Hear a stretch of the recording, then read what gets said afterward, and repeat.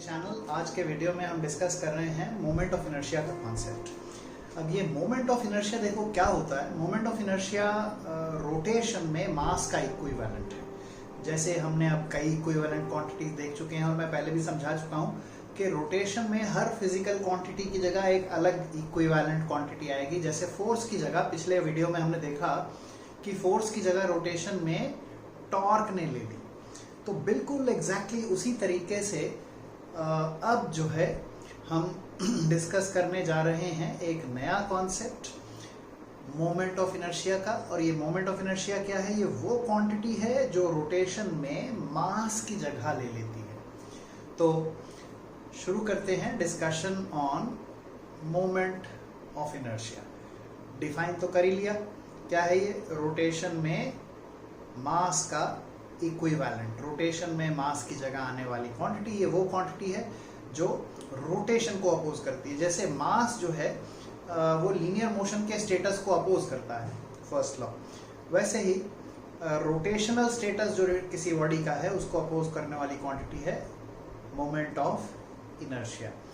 तो without wasting any time let's get going with moment of inertia.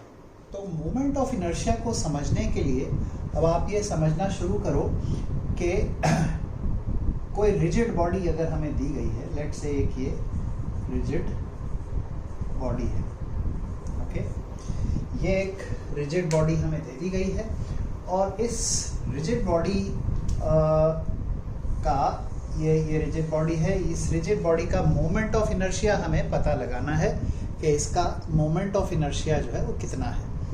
तो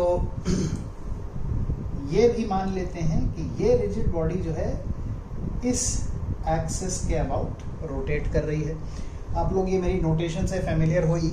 इस notation का मतलब है, ये क्रॉस का क्या मतलब है? इस क्रॉस का मतलब है कि जो इस बॉडी की रोटेशन की एक्सिस है वो इस क्रॉस वाले पॉइंट से पास कर रही है और इस बॉडी के प्लेन से परपेंडिकुलर है, इस तरीके से, राइट। तो अब ये बॉडी का रोटेशन चल रहा है, ये ऐसे रोटेट कर रही है कुछ एंगुलर वेलोसिटी ओमेगा से।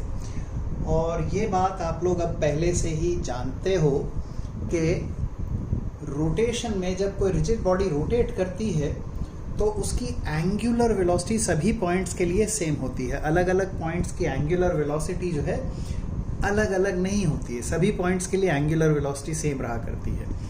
तो ये बॉडी है, ये ओमेगा एंगुलर वेलोसिटी से रोटेट कर रही है। अब एंगुलर वेलोसिटी बॉडी के सभी पॉइंट्स की सेम है, ये हम जानते हैं, लेकिन बॉडी के सभी पॉइंट्स की लीनियर वेलोसिटीज जो हैं वो डिफरेंट आएंगी। All points on the body will have different linear velocities. तो ये हमारे लिए एक चैलेंज हो जाता है कि हर पॉइंट की वेलोसिटी अलग है, तो काइनेटिक एनर्जी कैसे कैलकुलेट करें? काइनेटिक एनर्जी तो होती है हाफ mv², राइट। अब काइनेटिक एनर्जी है हाफ mv², पर हर पॉइंट की वेलोसिटी अलग है, तो कैलकुलेशन कैसे की जाए? देखो हम क्या करेंगे, इस पूरी बॉडी को बहुत सारे छोटे छोटे पॉइंट मास एलिमेंट्स में ब्रेकअप कर लेंगे। तो पहला वाला m1, दूसरा वाला m2, तीसरा m3 and so on and so fourth, ये mn। तो ये मैंने क्या किया है, इस पूरी बॉडी को छोटे छोटे n पॉइंट मास एलिमेंट्स में मैंने इसे डिवाइड कर लिया है। अब इन सभी पॉइंट मास एलिमेंट्स के जो रोटेशन एक्सिस से परपेंडिकुलर डिस्टेंसेस हैं वो ले लेते हैं। तो m1 का यहाँ से जो परपेंडिकुलर डिस्टेंस है वो है r1, m2 का ये वेक्टर फॉर्म में मैं ले रहा हूँ, ये perpendicular distances r1, r2, r3 and so on and so forth all the way up to mn। mn के लिए हो गया rn, करेक्ट। अब देखो इन सभी की जो वेलोसिटीज आएंगी, इन सभी पॉइंट्स की वेलोसिटीज जो रहेंगी वो क्या क्या होंगी? बॉडी ओमेगा से ऐसे घूम रही है, आप देख रहे हो, इसकी ये रोटेशन जो है ये एंटी क्लॉकवाइज है। तो हर पॉइंट के लिए वेलोसिटी आप बता सकते हो। ये r1 जो है m1 की सर्कुलर मोशन का रेडियस है। तो वेलोसिटी इसकी अब क्या आ जाएगी, m1 की जो वेलोसिटी आएगी ये आएगी ओमेगा इंटू r1, और वो r1 से परपेंडिकुलर रहेगी ऐसे, करेक्ट, ओमेगा r1। इसी तरह m2 के लिए क्या आएगा, ओमेगा r2, ओमेगा r3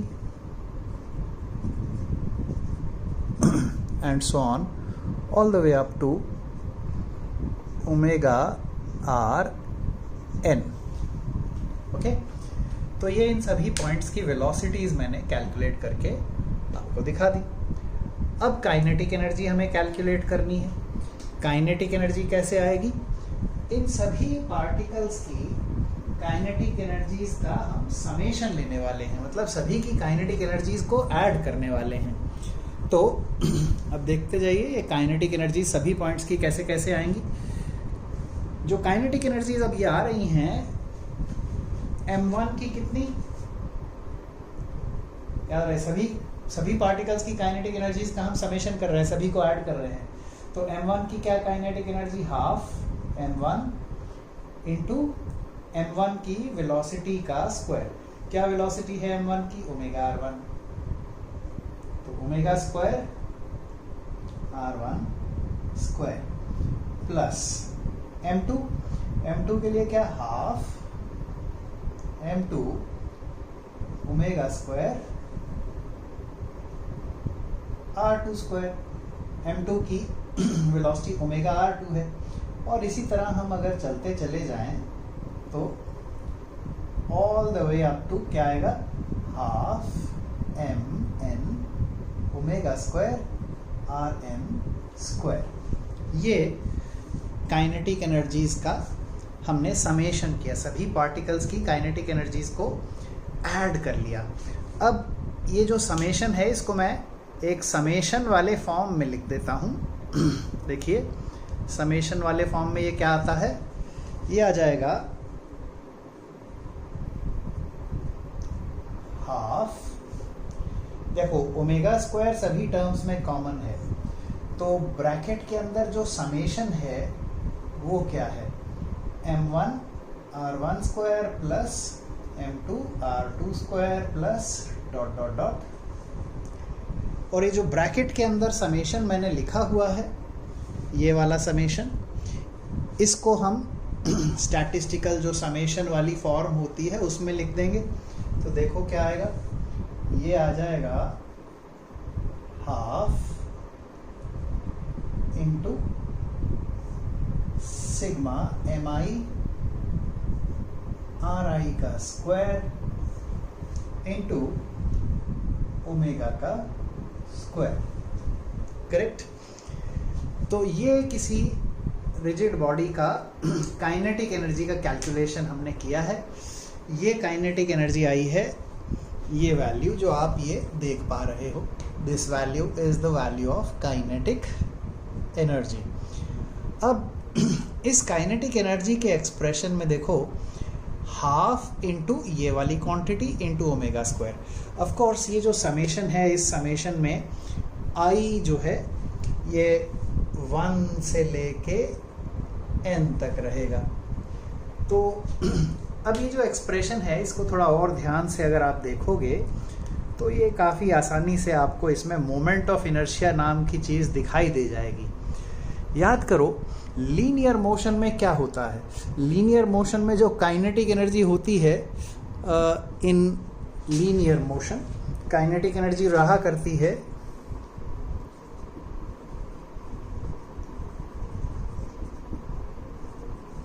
कितनी होती है, लीनियर मोशन में काइनेटिक एनर्जी होती है half m into V square, right, यही होती है। अब इस एक्सप्रेशन को हमारी इस नई एक्सप्रेशन के साथ कंपेयर कीजिए। अगर हम इन दोनों एक्सप्रेशंस को कंपेयर करेंगे तो मोमेंट ऑफ इनर्शिया यानी मास का इक्विवेलेंट आपको नेचुरली ऐसे ही दिख जाएगा। भाई देखो हाफ की जगह तो हाफ ही रहेगा, रोटेशन में हाफ थोड़े ना रोटेट होके 2 हो जाएगा, तो हाफ का तो हाफ रहा। ओमेगा की वी की जगह ओमेगा आ गया है, राइट। लीनियर मोशन में वी हुआ करता था, रोटेशन में ओमेगा आ गया, नो प्रॉब्लम। वी की जगह ओमेगा, हाफ की जगह हाफ, और एम की जगह क्या आया? एम की जगह आया है ये पूरा ब्रैकेट वाला सारा सामान। तो ये क्वांटिटी जो है ये ब्रैकेट के अंदर, यही है मोमेंट ऑफ इनर्शिया। इसे आई से रिप्रेजेंट करेंगे, मोमेंट ऑफ इनर्शिया आई से इसे रिप्रेजेंट किया जाया करेगा। और ये कितना होगा? ये रहेगा sigma M I R I का square, I from 1 to n, correct. तो ये हमने मोमेंट ऑफ इनर्शिया एक बेसिक लेवल पे डिफाइन किया। इस क्वांटिटी को हम कहते हैं सेकंड मोमेंट ऑफ मास। अब ये सेकंड मोमेंट ऑफ मास वाली बात भी ज़रा मैं आपको डिटेल से समझा देता हूँ कि सेकंड मोमेंट ऑफ मास से मेरा क्या मतलब है। देखो, अगर हम यहाँ पर कैलकुलेट करें sigma M I R I from 1 to n, तो इसको स्टैटिस्टिक्स में कहा जाएगा फर्स्ट मोमेंट ऑफ मास। ये जो मोमेंट टर्म है ये स्टैटिस्टिक्स से आती है। इस sigma M I R I को हम क्या कहते हैं? First moment of mass. Now what about the second moment of मास?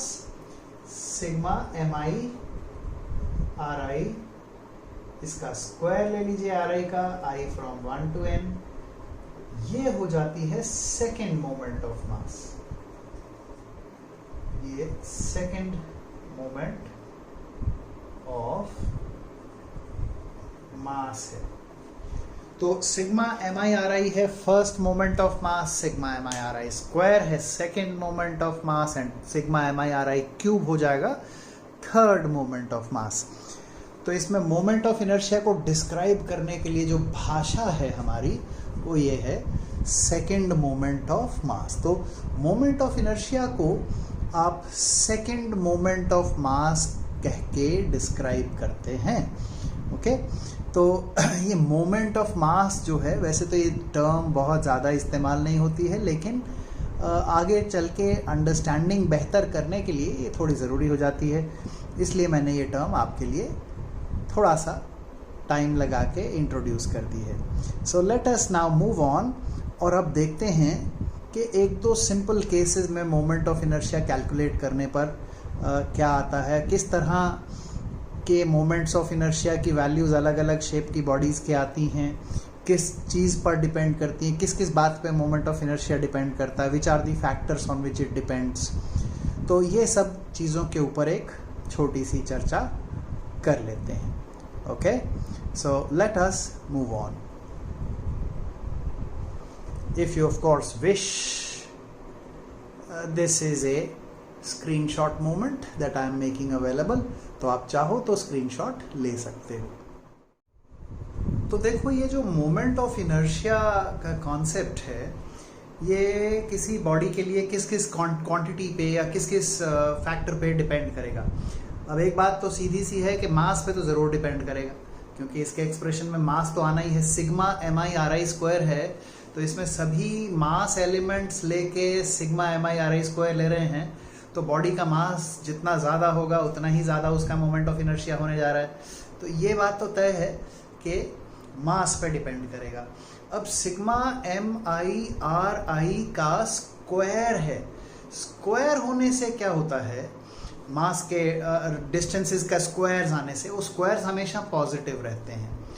और दूसरी बात ये कि मास अगर हमने दूर दूर तक फैला रखा है, इसमें देखो क्या है, sigma M I R I square में इसमें जो आर आई है वो किसी मास एलिमेंट का डिस्टेंस है, वो मास एलिमेंट का जो हमारी कंसीडर्ड एक्सिस है उससे डिस्टेंस है। तो जितने ज़्यादा डिस्टेंसेस तक ये मास फैले रहेंगे, मास एलिमेंट्स जितने दूर दूर होंगे एक्सिस से, मोमेंट ऑफ इनर्शिया भी उतना ही ज़्यादा होने वाला है। तो मास पे डिपेंड करता है।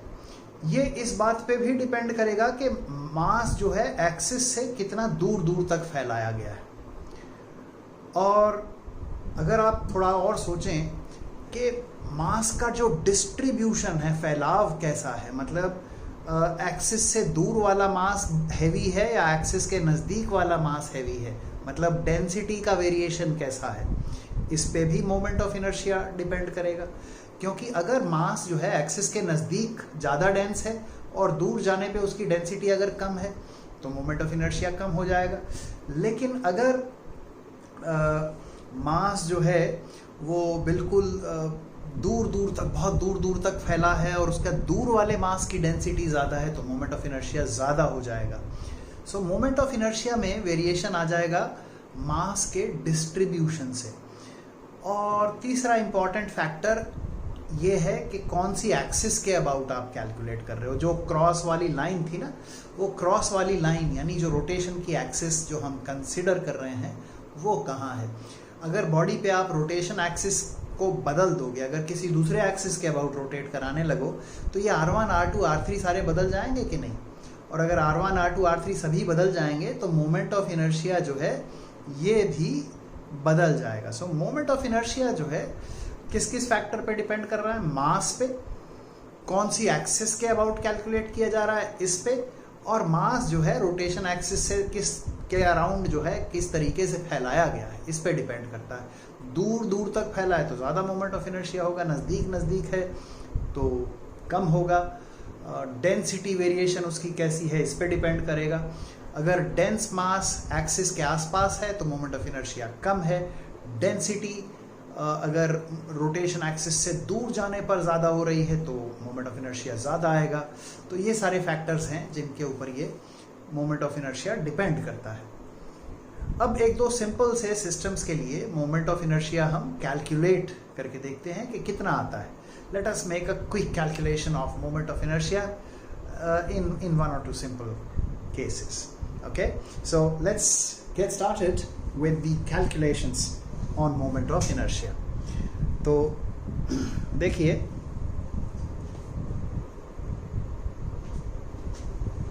एक पॉइंट मासेस का सिस्टम पहले तो हम ले लेते हैं। तो हमारे पास एक सिस्टम है दो पॉइंट मासेस का। ये हमारी एक्स एक्सिस है, ये है वाई एक्सिस, और यहाँ दो ऑब्जेक्ट रखे हैं, इनके मासेस हैं m1 एंड m2। m1 और m2 जो हैं वो इस y एक्सिस से r1 और r2 दूरी पर हैं, करेक्ट। तो इन मासेस की एक्सिस से जो दूरी है वो r1 एंड r2 गिवन है। तो अब इस सिस्टम का y एक्सिस के अबाउट जो मोमेंट ऑफ इनर्शिया आएगा, देखो y एक्सिस के अबाउट मैं कैलकुलेट करके दिखा रहा हूँ। तो y एक्सिस के about moment of inertia, in masses के y एक्सिस से परपेंडिकुलर डिस्टेंसेस क्या क्या हैं, वो तो गिवन है r1 एंड r2। तो क्या आ गया, इसका moment of inertia y axis के अबाउट m1 r1 स्क्वायर, और इसका moment of inertia y axis के अबाउट m2 r2 स्क्वायर। तो ये तो हो गया। तो this is a bit of an anti climax, बहुत सीधे सीधे, ये तो सीधे आंसर ही आ गया। अब इसी सिस्टम का मोमेंट ऑफ इनर्शिया हमें कैलकुलेट करना है अबाउट दी एक्स एक्सिस। ये तो y एक्सिस के अबाउट कैलकुलेट किया क्योंकि डिस्टेंसेस, परपेंडिकुलर डिस्टेंस कहाँ से लिए हैं, y एक्सिस से परपेंडिकुलर डिस्टेंसेस लिए हैं। तो ये y एक्सिस के अबाउट था। अब x एक्सिस के अबाउट जो मोमेंट ऑफ इनर्शिया आएगा, ये क्या आएगा, Ix। इन मासेस के m1 और m2 के जो x एक्सिस से परपेंडिकुलर डिस्टेंसेस हैं वो कितने कितने हैं।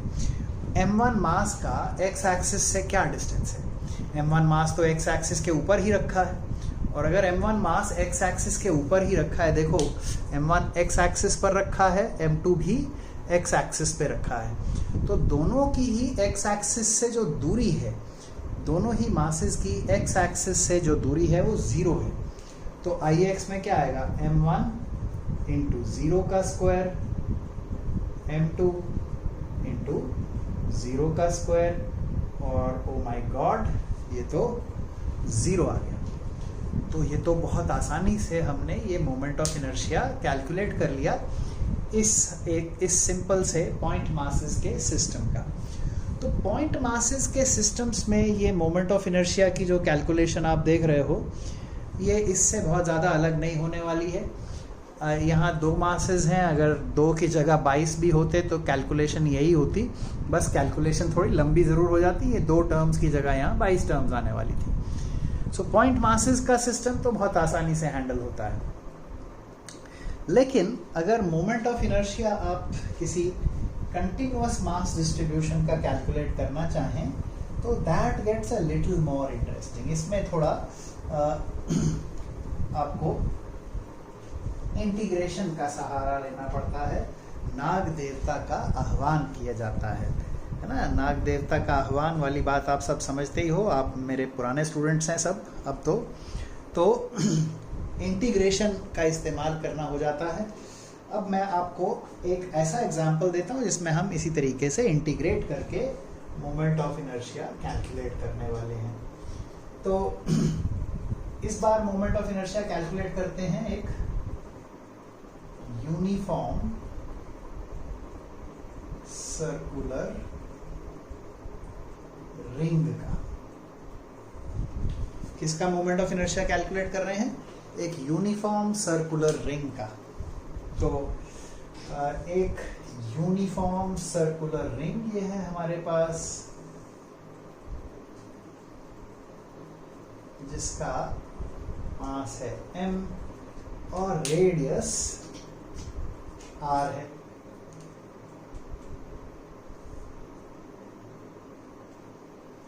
इसका मास m है, रेडियस r है।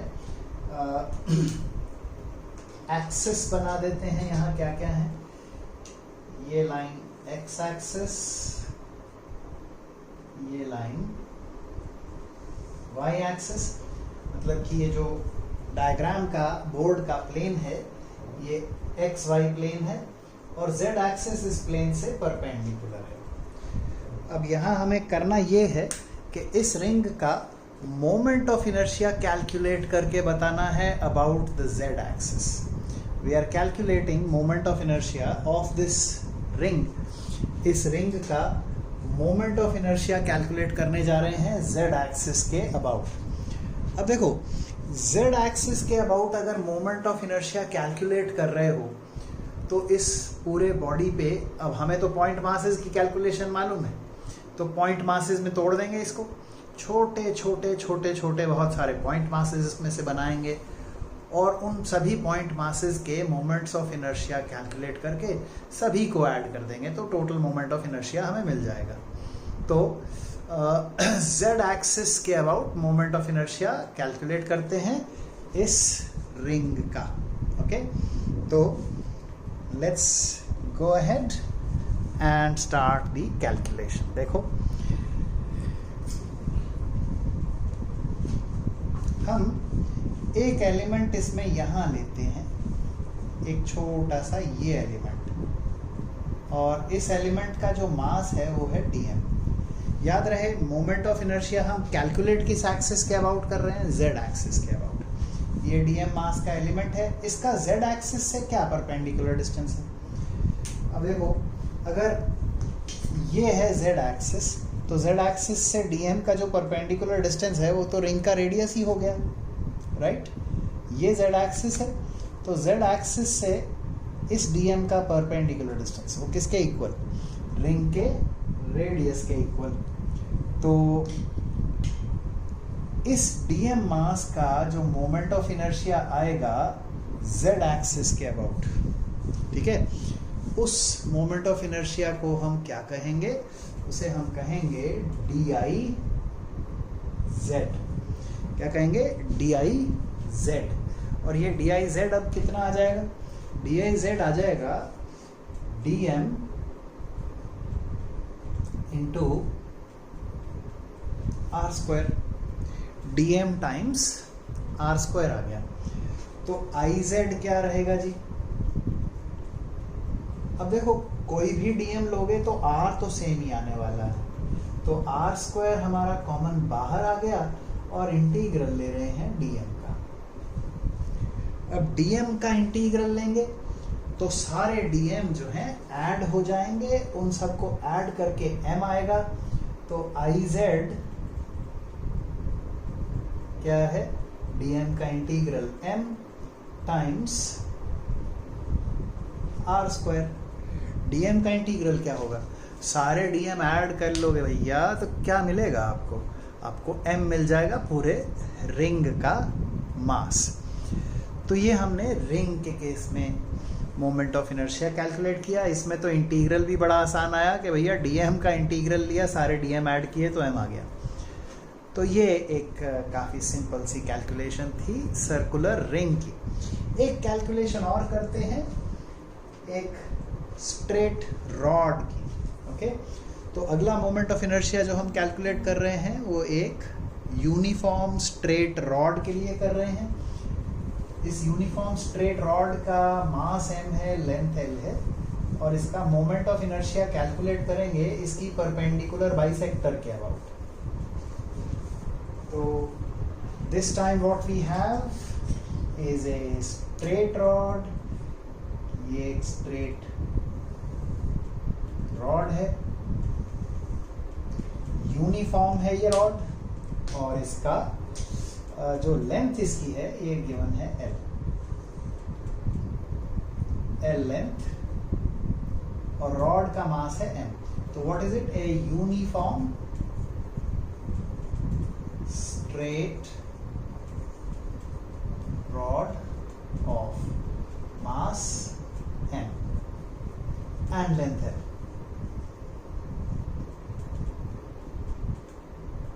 मास इसका है m, लेंथ l है।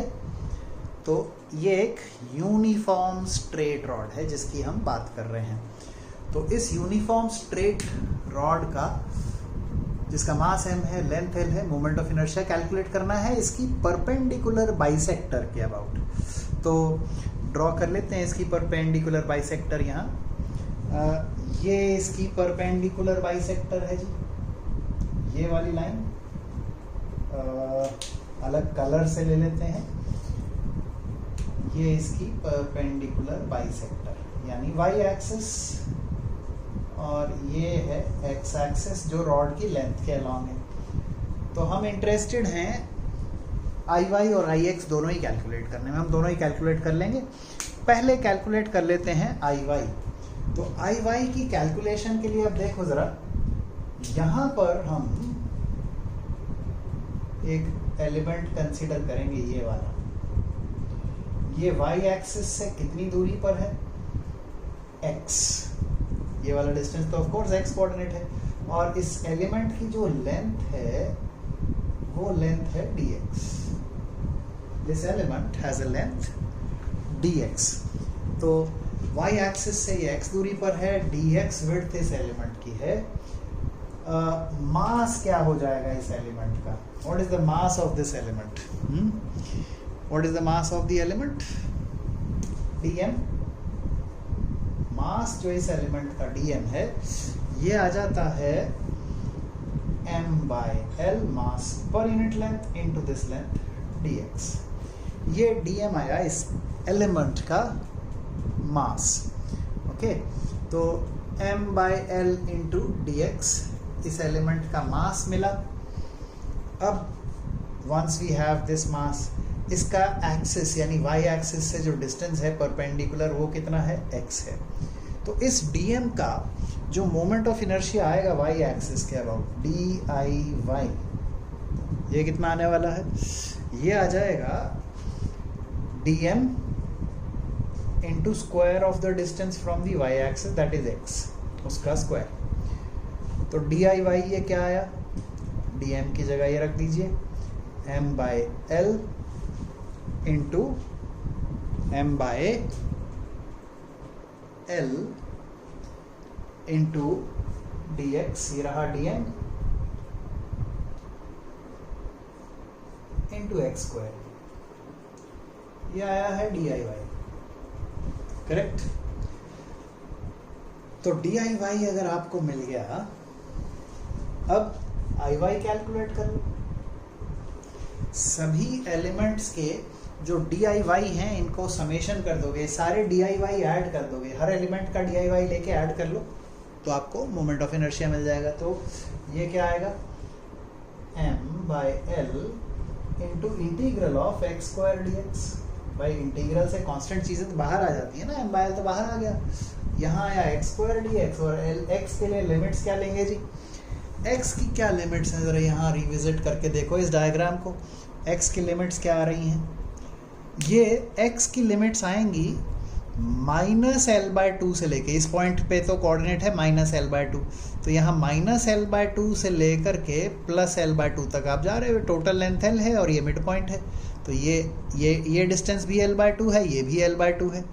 यहाँ पर क्योंकि नेगेटिव x एक्सिस है तो ये कोऑर्डिनेट -l/2, ये कोऑर्डिनेट इधर वाला ये +l/2। सो x की लिमिट्स क्या है, -l/2 से लेकर के +l/2 तक, करेक्ट। तो ये इंटीग्रल हम ले रहे हैं -l/2 से +l/2 तक, ओके। तो आई वाई क्या आया, m by L X square D X का integral x³ by 3, X square D X का integral x³ by 3 and limits -l/2 से लेकर के +l/2 तक, करेक्ट। तो ये इंटीग्रल कितना, ये इंटीग्रल तो इनफैक्ट आ गया। अब ये लिमिट्स इम्प्लीमेंट करनी है, तो आई वाई क्या आया, m bye 3l into l/2 का यहाँ cube, l/2 whole cube minus l/2 का होल क्यूब। अब कुछ सीधी साधी कैलकुलेशन इसके बाद, थोड़ा सा मिट्टी खोदने का काम जो मैं छोड़ दे रहा हूँ, और ये आई वाई की वैल्यू आपको बता दे रहा हूँ, ml² बाय 12। ये मोमेंट ऑफ इनर्शिया आ गया है इस यूनिफॉर्म स्ट्रेट रॉड का। अब इसी का मोमेंट ऑफ इनर्शिया अगर x एक्सिस के अबाउट कैलकुलेट करें, ix, तो देखो ये जो एलिमेंट है इसका x एक्सिस से क्या डिस्टेंस है, 0। अब इस एलिमेंट का डिस्टेंस अगर 0 है, if this element has a distance 0 from the x axis, तो बेसिकली तो इस रॉड के हर एलिमेंट का डिस्टेंस x एक्सिस से 0 ही है। सो किसी भी एक एलिमेंट का मोमेंट ऑफ इनर्शिया आएगा dm इंटू 0 का स्क्वायर, और हर एलिमेंट का मोमेंट ऑफ इनर्शिया अगर dm इंटू 0 स्क्वायर है तो हर एलिमेंट का मोमेंट ऑफ इनर्शिया 0 है, और जीरोस तो भैया जितने मर्जी ऐड कर लो 0 ही रिजल्ट आएगा। तो Ix क्या आया, Ix जो आ गया, ये आ गया 0। तो ये हमने देखा straight rod, uniform straight rod का मोमेंट ऑफ इनर्शिया, इसकी कैलकुलेशन हमने देखी। तो ये आज आपका एक इंट्रोडक्शन हो गया है मोमेंट ऑफ इनर्शिया के कॉन्सेप्ट से। You have been introduced to the concept of moment of inertia. अब जैसे जैसे आगे बढ़ेंगे तो मोमेंट ऑफ इनर्शिया के बारे में कुछ और जानकारी हमें मिलेगी, इससे रिलेटेड कुछ थ्योरम्स हैं, उन थ्योरम्स को सीखेंगे और फिर और कॉम्प्लिकेटेड केसेस में मोमेंट ऑफ इनर्शिया कैलकुलेट करना सीखेंगे। तो और शेप्स के बारे में बात करेंगे, और इन्हीं शेप्स के बारे में थोड़ा और भी इंफॉर्मेशन हम हासिल करेंगे। रिंग और रॉड जैसे हमने देखे, तो इसी तरह इन्हीं के बारे में कुछ और भी इंफॉर्मेशन अभी बाकी है, इनका खेल अभी ख़त्म नहीं हुआ है, there is more to know.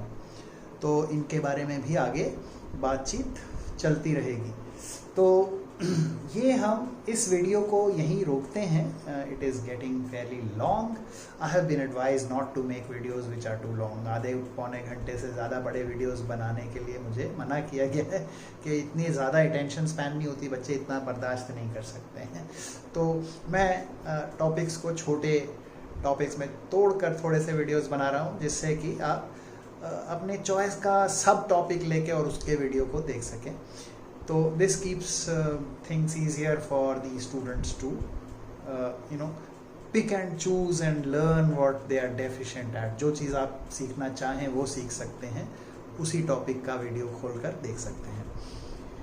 तो इस चैनल के वीडियोस देखते रहें, फिज़िक्स सीखना एंजॉय करते रहें, और इस चैनल पे जो वीडियोस हैं इनको लाइक करना और शेयर करना ना भूलें। Thank you so much for watching this video.